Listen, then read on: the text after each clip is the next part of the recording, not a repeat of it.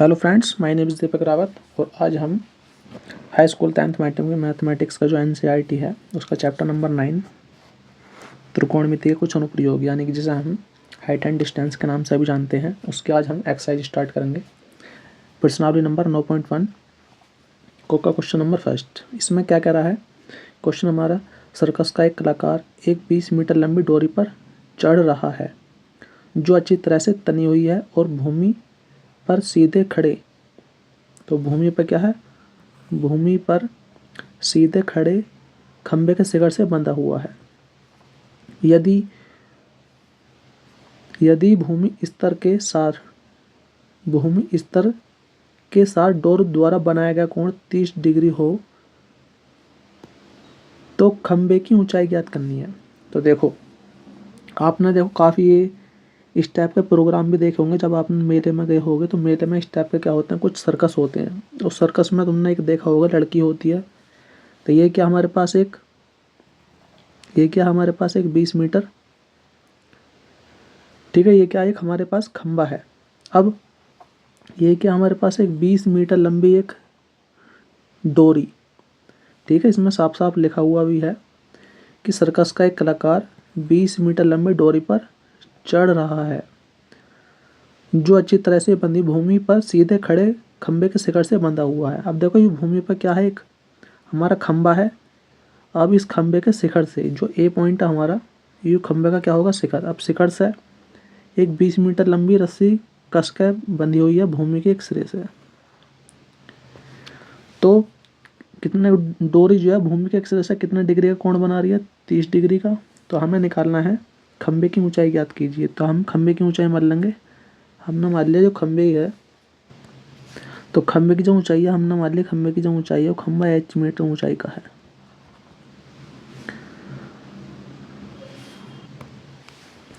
तो ये क्या हमारे पास एक समकोण त्रिभुज है। इसे हम क्या करते हैं, सोल्व।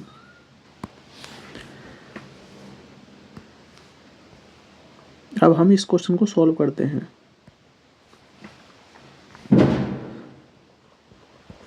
सॉल्यूशन, क्या हमारे पास समकोण त्रिभुज है। तो सबसे पहले जो चीज़ हमें निकालनी है उसे निकाल लेते हैं। इसमें करा खंबे की ऊंचाई ज्ञात कीजिए। तो माना खंबे की ऊंचाई, माना खंबे की ऊंचाई, तो हमने खंबे की ऊंचाई मान ली। खंबा जो है वो h मीटर ऊंचाई का है और AC कितना है इसमें, 20 मीटर लंबी डोरी हमारी। तो डोरी कितनी हमारी, डोरी है AC, जिसका नाम रख जिसकी लंबाई कितनी है, 20 मीटर लंबाई की डोरी है। इस पर एक व्यक्ति हमारा चढ़ रहा है। तो खंबे की हमें ऊंचाई निकालनी है। तो कैसा त्रिभुज हमारा, समकोण त्रिभुज। तो यहाँ लिखेंगे समकोण त्रिभुज, समकोण त्रिभुज ABC में। अब हमें देखो यू क्या लंब, ये क्या हो गया कर्ण, दो वैल्यू पता है, आसानी से हम निकाल सकते हैं। तो त्रिभुज ABC में तो कितना होता है, sin 30। तो sin 30 बराबर थीटा के सामने वाली जो भुजा होती है उसे लंब कहते हैं। समकोण त्रिभुज के सामने वाली जो भुजा होती है उसे कहते हैं कर्ण। तो sin थीटा अगर त्रिकोणमितीय अनुपात तुम्हें पता है, फॉर्मूला आपको पता होने चाहिए। तो sin 30 बराबर लंब बटे कर्ण, ठीक है। साइन क्या होता है, लंब बटे कर्ण, ये इसका फॉर्मूला होता है और आपको ये पता भी होना चाहिए, ठीक है। तो लंब कितना है इसमें h यानी कि AB और कर्ण कितना हमारे पास AC।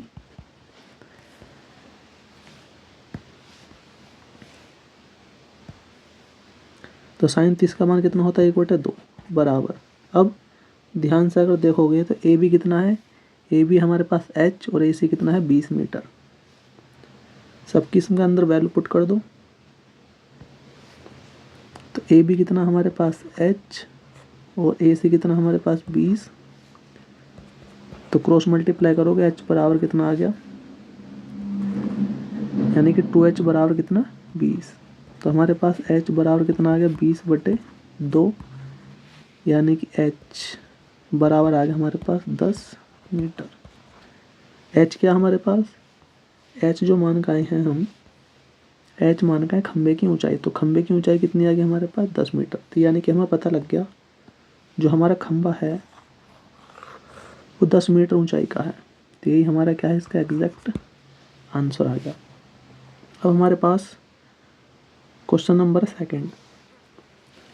क्वेश्चन नंबर सेकंड में क्या दिया हुआ हमारे पास, इसमें कह रहा है आंधी आने से एक पेड़ टूट जाता है और टूटा हुआ भाग इस प्रकार मुड़ जाता है कि पेड़ का शिखर जमीन को छूने लगता है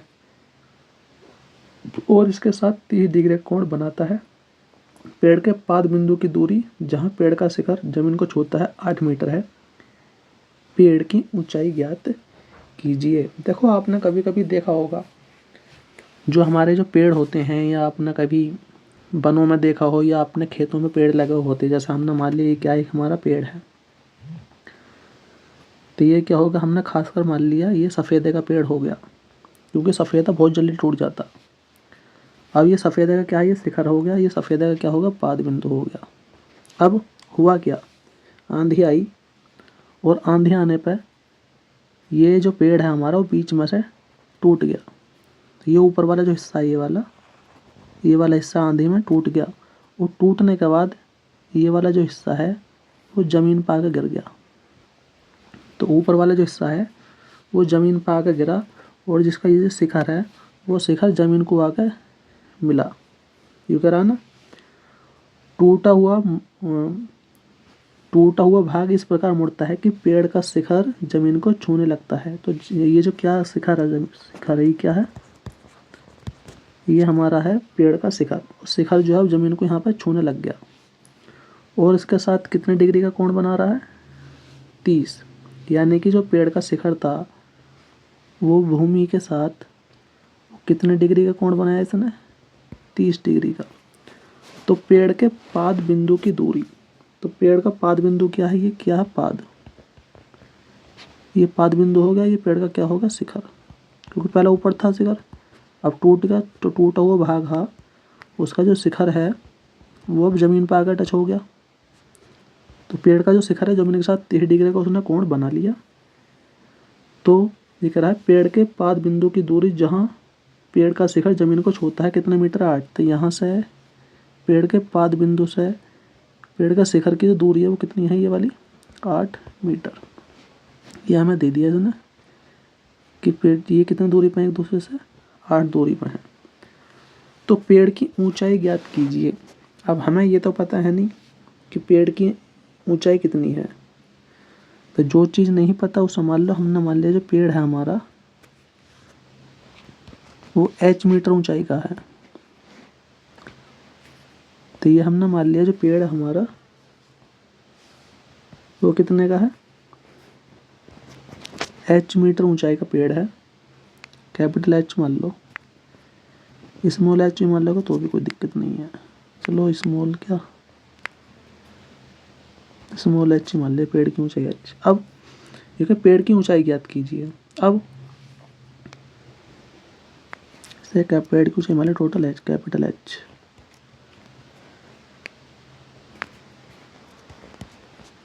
अब ये वाला जो भाग है पहला नाम रख लो, A B C और D। जो CD वाला भाग है वो टूट कर ज़मीन से आके मिल गया। तो हमें क्या करना है, पेड़ की ऊंचाई निकालनी है। तो पेड़ की ऊंचाई निकालने के लिए हमें AB का पता होना चाहिए और CD की वैल्यू पता होनी चाहिए। तो ये तो हमें पता है नहीं, तो सबसे पहले हमें ये वाली वैल्यू निकालनी पड़ेगी। अब तुम ध्यान से देखोगे AC और CD क्या है बराबर, क्योंकि जो टूटा हुआ भाग है वही तो ज़मीन से आके मिला। तो यानी कि जो वैल्यू है CD वो किसके बराबर है, CA के। तो हमें पेड़ की ऊंचाई निकालनी है। तो करते क्या है सर, हम क्या करते हैं, सोल्व करते हैं इस क्वेश्चन को। ये सोल्व किस प्रकार करते हैं, तो जो चीज़ हमें नहीं पता होगा मान लो, माना पेड़ की ऊंचाई, माना पेड़ की ऊंचाई कितनी मान ली हमने, कैपिटल H मीटर, ठीक है। और एक समकोण त्रिभुज बन रहा है हमारे पास, यहाँ पे बन गया एक समकोण त्रिभुज, और ए बी बराबर कितना है 8 मीटर, ये भी हमें दिया हुआ है। अब ये हम जानते हैं कि, तो हम क्या जानते हैं, हम ये जानते हैं कि सी डी जो टूटा हुआ भाग है वो ए सी के बराबर है, ये हमें पता है। ठीक है, ये बराबर दोनों। तो सबसे पहले हमें क्या निकालना पड़ेगा, अगर हमें पेड़ की ऊंचाई निकालनी है तो पेड़ की ऊंचाई निकालने के लिए हमें पहले बी सी और सी ए ये दोनों पता होना बहुत ज़रूरी है, तभी हम निकाल सकते हैं। तो समकोण त्रिभुज, तो समकोण त्रिभुज चलते हैं, समकोण त्रिभुज ए बी सी में, तो पहले समकोण त्रिभुज में चलते हैं। तो समकोण त्रिभुज में एक तो हमें बी सी निकालना है, और जो चीज़ हमें पता है तो tan का फॉर्मूला लगा दो, tan 30। tan क्या होता है, लंब बटे आधार, लंब बटे आधार। अब तुम ध्यान से देखो लंब कितना त्रिभुज ए बी सी में, तो बी सी तो है हमारे पास लंब, और ए बी क्या हमारे पास आधार।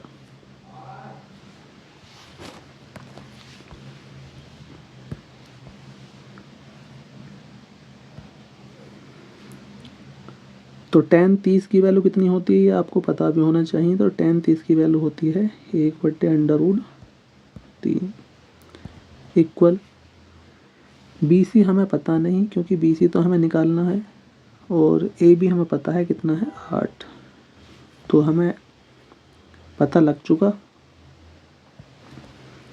कि बी सी कितना आ गया हमारे पास, बी सी आ गया, क्रॉस मल्टीप्लाई करते हैं तो बी सी आएगा 8/√3 कितना 3। अब यहाँ पे बी सी की वैल्यू आ चुकी, तो इक्वेशन मान लो इसे फर्स्ट, हमने नाम रख दिया, इस इक्वेशन कितनी होगी ये वाली फर्स्ट। तो बी सी निकल गया, अब हमें निकालना है ए सी। तो पुनः त्रिभुज, तो हम क्या करेंगे, पुनः त्रिभुज ए बी सी में अब क्या लगा दो sin 30 का फॉर्मूला, तो या ऐसे निकाल लो आधार बटे कर्ण। तो आधार बटे कर्ण किसका फॉर्मूला होता, आधार बटे कर्ण होता कोस का, तो कोस का फॉर्मूला लगा दो। तो कोस 30 बराबर क्या होता आधार, आधार बटे कर्ण। ठीक है, कोस 30 का फॉर्मूला आधार बटे कर्ण। अब तुम ध्यान से देखोगे तो आधार कितना है इसमें, आधार हमारे पास ए बी, आधार है हमारे पास इसमें ए बी,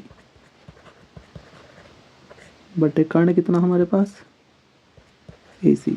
तो कोस 30 की वैल्यू कितनी होती है, √3/2, ये आपको याद होनी चाहिए। ए बी कितना है 8, और ए सी हमें निकालना है ए सी। तो √3 ए सी बराबर कितना आ गया, 8 दूनी 16। तो ए सी की वैल्यू कितनी आ गई 16/√3। इक्वेशन हो गया हमारे पास सेकंड।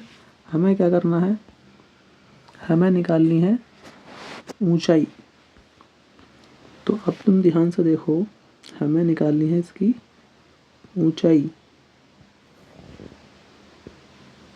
तो अब हम आसानी से ऊंचाई निकाल, तो हमें क्या करनी है, हमें निकालनी है ऊंचाई। तो पेड़ की क्या निकालोगी ऊंचाई, तो पेड़ की ऊंचाई, अतः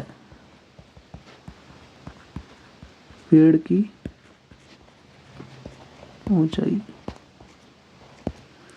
तो पेड़ की ऊंचाई कितनी मान का है h, और आप ध्यान से देखोगे पेड़ की ऊंचाई h है, h किसके बराबर है, B C plus C D. h जो बराबर है हमारे पास B C plus C D. अब B C plus C D ध्यान से देखो, अब यहाँ पे तुम ध्यान न देखा होगा, बी सी और सी डी किसके बराबर है, इस वाले इक्वेशन में अगर तुम ध्यान से देखो ये वाला जो है बी सी यानी कि सी डी किसके बराबर है, ए सी के। अब चूंकि यहाँ पर हमने लिख रखा है चूंकि सी डी किसके बराबर है, ए सी के, तो सी डी किसके बराबर है, सी डी बराबर है ए सी के। तो हम क्या करते हैं, सी डी की जगह रख लेंगे ए सी बराबर बी सी की वैल्यू इक्वेशन फर्स्ट से कितनी है, 8/√3 प्लस ए सी की वैल्यू हमारे पास है इक्वेशन सेकंड से 16/√3 कितना 3। बेस सेम है तो बेस कितना आ गया हमारे पास, एल से हमारा कितना 3, तो ये जाएगा 3 ऊपर वाले टर्म्स ऐड हो जाते हैं, 16 प्लस 8 प्लस 16, 16 8 कितना 24 बट अंडर कितना आ गया √3। और आप ये जानते हैं जब हमें क्या करना है, इसका परिमेयकरण करना है, तो इसे ऐसे लिख लेते हैं हम 8/3। तो 24 को हमने डिवाइड कर लिया 2 पार्ट्स में। अब जब 2 पार्ट्स में कर दिया तो इस रूट से 3 जो है कितने बार कटेगा, √3 बार। तो जो ऊंचाई आएगी हमारे पास 8/3 मीटर। तो ये हमारा इसका एग्जैक्ट आंसर आ जाएगा। जो पेड़ है उस पेड़ की जो ऊंचाई है वो कितनी आ गई, 8/3। अब कितना भाग टूटा, अगर ऐसा पूछा है तो पेड़ की ऊंचाई पे पूछ ली इसने, तो पेड़ की ऊंचाई तो आ गई हमारे पास। अब इसमें ये भी पूछ सकता है कि कितनी ऊंचाई से टूटा, ठीक है ना, तो कितनी ऊंचाई से टूटा, तो ये इसके आंसर आ गए इक्वेशन। ये भी हमारे पास आंसर है बी सी, तो इसकी होगी कितनी ऊंचाई से टूटा, तो ये 16/√3 मीटर की ऊंचाई से ये टूट। तो ये क्या है इनके क्वेश्चन के और ये वाला जो क्वेश्चन है वो वेरी वेरी मोस्ट इम्पोर्टेंट है, इसलिए आपको ये वाला क्वेश्चन बहुत ध्यान से देखना है। तो इस प्रकार हमने इसका आंसर फाइंड कर लिया। अब हमारे पास क्वेश्चन नंबर 3, इसमें क्या कह रहा है हमसे कि एक ठेकेदार बच्चों को खेलने के लिए एक पार्क में 2 फिसलन पट्टी लगाना चाहती है। 5 वर्ष से कम उम्र के बच्चों के लिए वह एक ऐसी फिसल पट्टी लगाना चाहती है जिसका शिखर 1.5 मीटर की ऊंचाई पर हो और भूमि के साथ कितने डिग्री का, 30 डिग्री कोण का पर झुका हुआ हो। तो इसमें हमारे पास 2 केस हैं। तो पहला केस अगर हम बनाना चाहें, पहला केस क्या है, केस नंबर तो फर्स्ट हो गया, जैसे ये ठीक है, ये हमने मान लिया एक ठेकेदार है। अब आपने पार्क में देखा होगा या छोटे छोटे जो स्कूल होते हैं प्राइमरी के, वहाँ प्राइमरी के स्कूलों में पट्टी लगी हुई होती है खेलने के लिए। तो क्या है हमारे पास, ये कह रहा है कि एक ऐसी फिसलन पट्टी लगाना चाहती है जिसका शिखर 1.5 मीटर की ऊंचाई पर हो और भूमि के साथ कितने डिग्री का कोण, 30 डिग्री कोण बना चाहता हो। अब आपने देखा होगा ये मान ली हमारे पास ये होगी हमारे पास भूमि, ठीक है, ये क्या हमारे पास भूमि। अब जो ठेकेदार है वो पार्क में एक ऐसी फिसलन पट्टी लगाना चाहता है जो ज़मीन से कितनी ऊंचाई पर है, जो ज़मीन से 1.5 मीटर की ऊंचाई पर है। तो फिसलन पट्टी जो है ज़मीन से कितनी ऊंचाई पर है, 1.5 मीटर की ऊंचाई पर हो और भूमि के साथ कितने डिग्री का, जो फिसलन पट्टी है ये वाली, वो भूमि के साथ कितने डिग्री का कोण बना रही है, 30 डिग्री कोण पर झुकी हुई है। तो ये जो फिसलन पट्टी है वो 5 वर्ष से कम उम्र के बच्चों के लिए लगाई है हमने फिसलन पट्टी, ठीक है। ये जो पार्क में हमने फिसलन पट्टी लगाई है वो 5 वर्ष से कम उम्र के बच्चों के लिए लगाई है। तो इसका नाम रख लो A, B और C, ठीक है। तो एक फिसलन पट्टी तो ये होगी। तो पहले हम इस वाले फिसलन पट्टी को सॉल्व करते हैं। एक तो फिसलन पट्टी हमारे पास ये है, ये हम साथ के साथ ही कर सकते हैं। चलो एक फिसलन पट्टी और बना लें, यहाँ पर थोड़ा सा गैप बना लेते हैं हम यहाँ पर। जिससे कि डिवाइड हो जाए अच्छी तरीके से। तो एक तो हमारे पास ये होगी ABC। तो ये जो एक फिसलन पट्टी लगाई है वो कितने वर्ष है, 5 वर्ष कम उम्र के। तो यहाँ पर केस फर्स्ट बनाते हैं। तो हम जब इसे सोल्व करेंगे तो केस बनाएंगे यहाँ पर। तो पहला केस क्या है, केस फर्स्ट 5 वर्ष से कम उम्र के बच्चों के लिए। तो पहला जो केस बनाया है हमने वो 5 वर्ष से कम उम्र के बच्चों के लिए करा है, जो पहला केस वो सोल्व करते हैं। सेकंड जो केस बनाते हैं हम, केस सेकंड, इसमें है जबकि इससे अधिक उम्र के बच्चों के लिए 3 मीटर की ऊंचाई पर एक अधिक ढाल की फिसलन पट्टी लगाना चाहती है जो भूमि के साथ 60 डिग्री का कोण बनाती हो। तो यहाँ पर क्या करना, हमें 2 फिसलन पट्टी लेनी है। तो एक फिसलन पट्टी तो 5 वर्ष से कम उम्र के बच्चों के लिए, जो ज़मीन से कितने मीटर की ऊंचाई पर, 1.5 मीटर की ऊंचाई पर है, और कितने डिग्री कोण बना रही भूमि के साथ, 30 डिग्री का। एक 5 वर्ष से अधिक उम्र के बच्चों के लिए, और इससे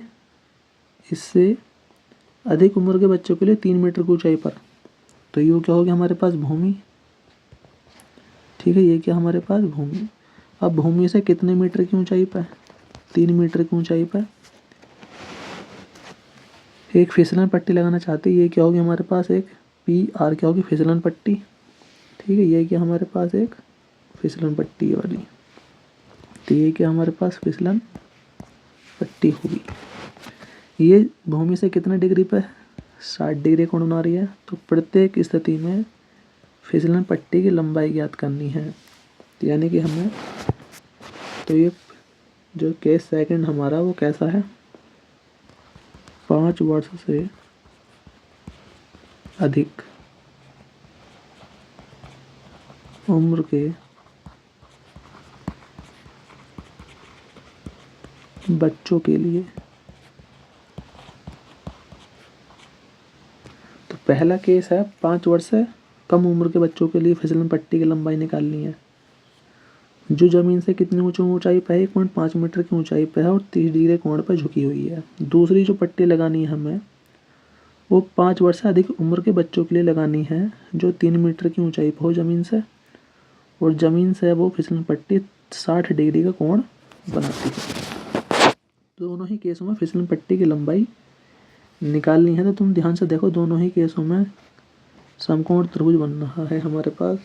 तो यहाँ पर हम लिखेंगे समकोण त्रिभुज ABC में। तो यहाँ पर लिखते हैं समकोण त्रिभुज ABC में। तो सबसे पहले समकोण त्रिभुज ABC में लिखो। तो हमें निकालनी क्या है, हमें निकालना है AC। तो लंब बटे कर्ण। तो लंब बटे कर्ण किसका फॉर्मूला होता है, साइन का। तो यानी कि साइन किसका फॉर्मूला है, साइन 30। साइन 30 क्या होता है, लंब बटे कर्ण। लंब बटे कर्ण, क्योंकि लंब हमें पता है और कर्ण हमें निकालना है। तो इस हिसाब से ही हमें ट्रिग्नोमेट्रिक अनुपात लेना है, जिससे कि हमारा लंब बटे कर्ण आ जाए। तो साइन 30 की जो वैल्यू होती है वो 1/2 आपको याद होनी चाहिए, बराबर लंब कितना है इसमें, लंब है 1.5, और AC क्या फिसलन पट्टी की लंबाई। तो AC हमें निकालना है, AC। तो AC बराबर कितना आएगा, जब इनकी क्रॉस मल्टीप्लाई करोगे तो 1.5 गुणा कितना, 2। तो AC आ गया हमारे पास 15 दूनी 30, के अंक बाद पॉइंट लगाना, 1 अंक बाद पॉइंट। तो AC क्या, फिसलन पट्टी की लंबाई। AC आ गया हमारे पास 3 मीटर, अतः फिसलन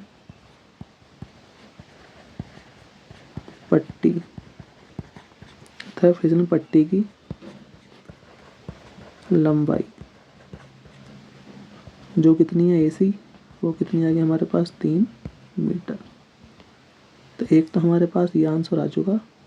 ये कब आया, जब 5 वर्ष से कम उम्र के बच्चों के लिए फिसलन पट्टी जो लगाई हमने वो कितने मीटर की है? 3 मीटर की। तो एक तो हमारा आंसर ये आ चुका।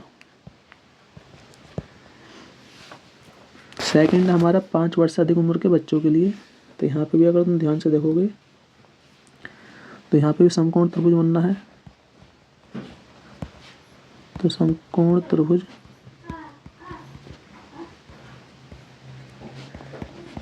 पी क्यू आर में, इसमें भी हमें लंब पता है, कर्ण हमें निकालना है। तो आपको लिखेंगे sin 60।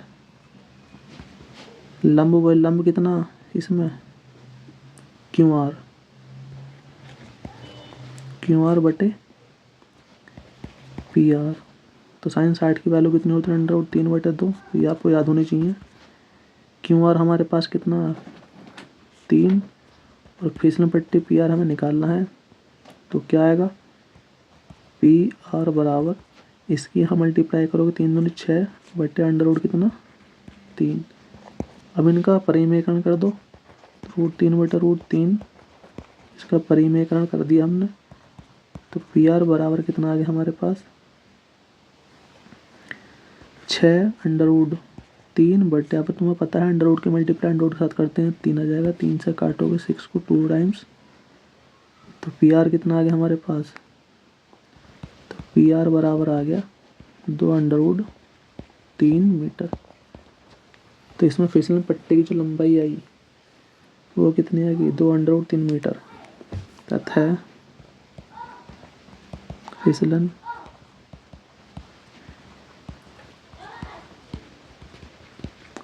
पट्टी की लंबाई पी आर। तो फिसलन पट्टी की लंबाई पी आर बराबर कितनी आ गई? 2√3 मीटर। तो ये जो फिसलन पट्टी की लंबाई आई है वो कब आई है? जब 5 वर्ष से अधिक उम्र के बच्चों के लिए। तो आई होप। और क्वेश्चन नंबर हमारा 4 है कि इसमें क्या है? क्वेश्चन नंबर 4 में भूमि के एक बिंदु से जो मीनार के पाद से 30 मीटर की दूरी पर है। तो ये होगी हमारे पास एक मीनार, और ये मीनार का क्या होगा? पाद बिंदु। ये होगा मीनार का शिखर। ठीक है, ये क्या हमारे पास? मीनार है। तो ये मीनार है, मीनार का ये पाद बिंदु हो गया ये वाला, और ये मीनार का हो गया हमारे पास शिखर। इकरा। अब ये क्या हमारे पास? भूमि है। ठीक है, ये होगी हमारे पास एक भूमि। भूमि पर हमने कोई बिंदु मान लिया ए। अब ये कह रहा है, अब भूमि के एक बिंदु से, तो हमने ए क्या कोई बिंदु है जो भूमि पर स्थित है। भूमि के बिंदु से जो मीनार के पाद से कितनी दूरी पर है? ये 30 मीटर की दूरी पर। अब ए जो बिंदु है वो मीनार के पाद से कितनी दूरी पर है? ये हो गया हमारे पास 30 मीटर की दूरी पर। ये जो हमारे पास कितने मीटर की दूरी पर है? वो 30 मीटर की दूरी पर है मीनार के पाद से। जो ए बिंदु है मीनार के पाद से 30 मीटर की दूरी पर है। मीनार के शिखर का उन्नयन कोण कितना? 30 डिग्री। अब ये जो ए बिंदु है वो मीनार के शिखर से 30 डिग्री का क्या बना रहा है? उन्नयन कोण बनाता है 30 डिग्री का। ये वाला हो गया हमारे पास 30 डिग्री का। तो मीनार की ऊंचाई निकालनी है, तो हमने मान लिया मीनार की ऊंचाई जो है वो h। ठीक है, ये होगी मीनार की ऊंचाई। तो जो चीज़ हमें नहीं पता उसे मान लो, जो चीज़ हमें नहीं पता उसे मान लो। तो माना, क्योंकि मीनार की ऊंचाई हमें पता नहीं, तो माना मीनार की ऊंचाई कितनी है हमारे पास? इसका नाम रख लो ए, बी और ये होगी सी। तो माना मीनार की ऊंचाई बी सी कितनी होगी? उसका नाम रख लिया हमने h मीटर। और मीनार के पाद ए क्या भूमि पर कोई स्थित बिंदु है? ए बी बराबर कितना हमारे पास? 30 मीटर। माना ए बिंदु,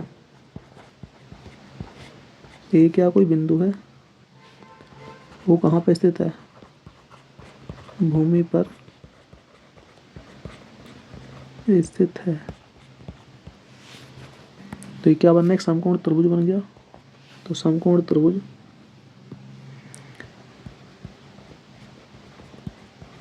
समकोण त्रिभुज ABC में। तो देखो हमें ये चीज़ निकालनी, ये चीज़ पता है, तो कितना आएगा 10 30 बराबर कितना लंब बटे क्या आधार। तो 10 30 बराबर लंब कितना हमारे पास BC, यानी कि लंब कितना हमारे पास BC बटे आधार कितना है AB।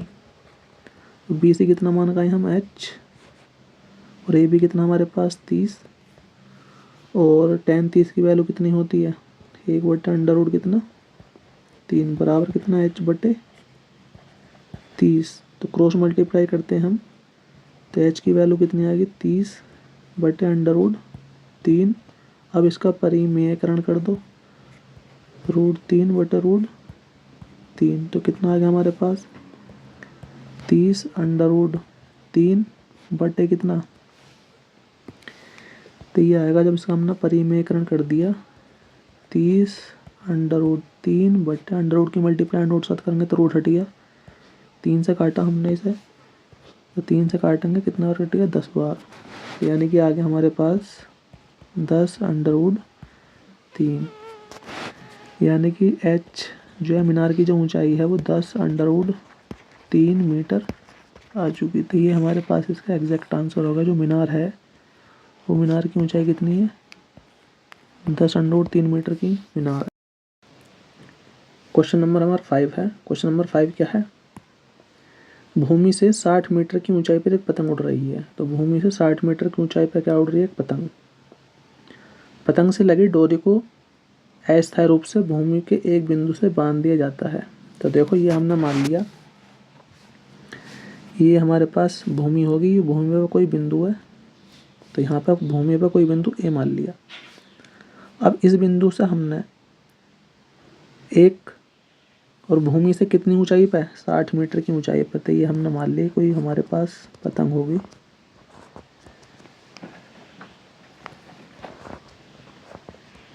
तो ये होगी हमारे पास पतंग।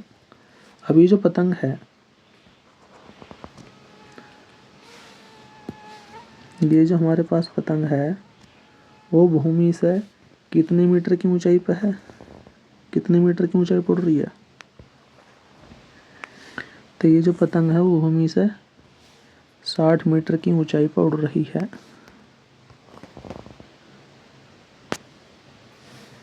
ठीक है, ये जो पतंग है भूमि से कितने मीटर की ऊंचाई पर, भूमि से 60 मीटर की ऊंचाई पर पतंग उड़ रही है। तो कितने मीटर की ऊंचाई पर 60 मीटर की ऊंचाई पतंग उड़ रही है। पतंग से लगे डोरी को अस्थायी रूप से भूमि से एक बिंदु से बांध दिया जाता है। तो इस पतंग को हमने क्या काम करा, डोरी से भूमि के बिंदु से बांध दिया।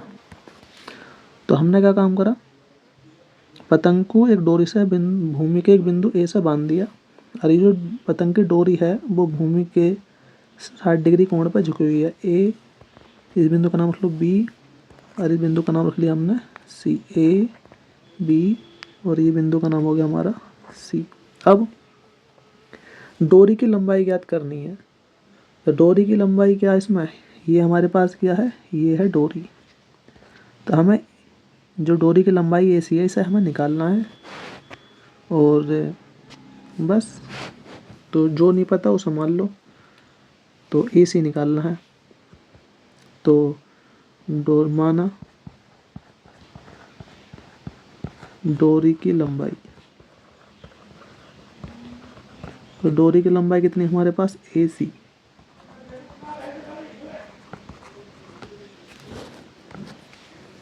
और BC कितना है 60 मीटर की ऊंचाई पतंग उड़ रही है। तो एक समकोण त्रिभुज बन गया।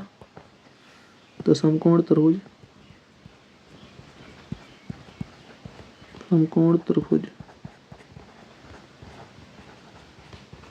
ABC में। तो हमें डोरी की लंबाई निकालनी है, यानी कि AC निकालना है। लंब हमें पता है, तो इसमें लगा दो साइन का फॉर्मूला।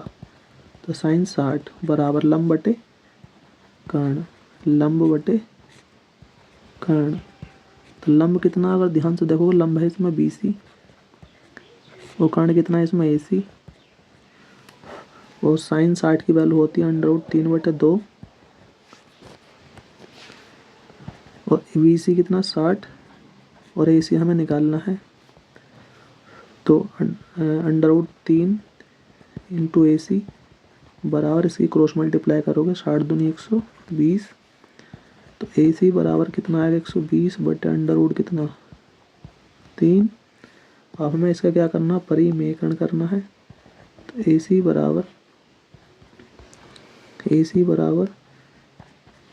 120 बटे √3 गुणा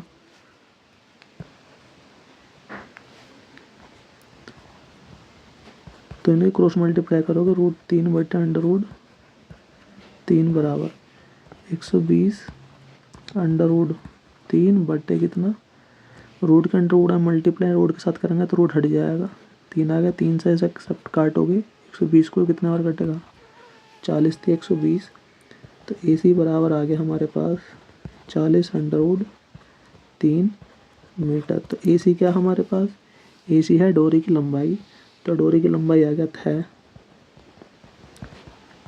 डोरी की लंबाई। तो डोरी की लंबाई कितनी है AC। तो और AC की जो वैल्यू आई हमारे पास वो 40 √3 मीटर। तो जो हमारे पास पतंग की डोरी की जो लंबाई है वो 40 √3 मीटर लंबाई की पतंग की डोरी है। तो यही हमारे इस पतंग की आंसर आ चुका।